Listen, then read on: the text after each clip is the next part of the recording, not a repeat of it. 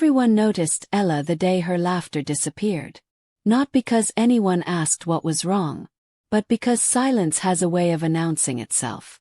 She was 15 years old when death first knocked on her door. Her mother had been sick for weeks. Nothing dramatic. No hospital alarms. Just fatigue. Then weakness. Then silence.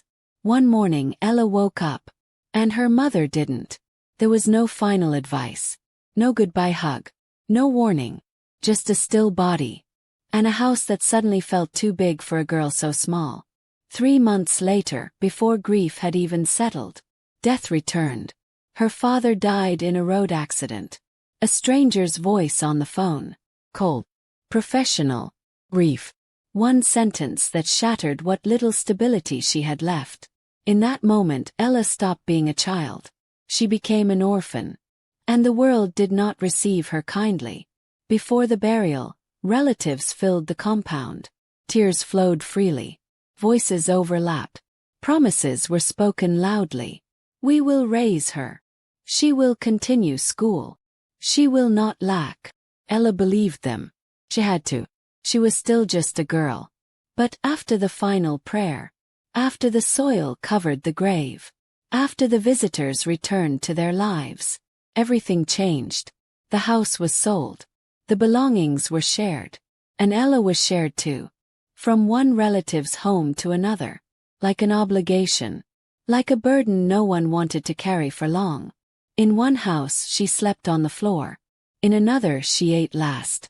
In another she was reminded daily. You are not our responsibility. She cooked. She cleaned. She kept quiet. And silence became her survival. School was the first thing she lost. Her parents had believed education was her escape. They had saved for it. They had planned for her future. But the money disappeared.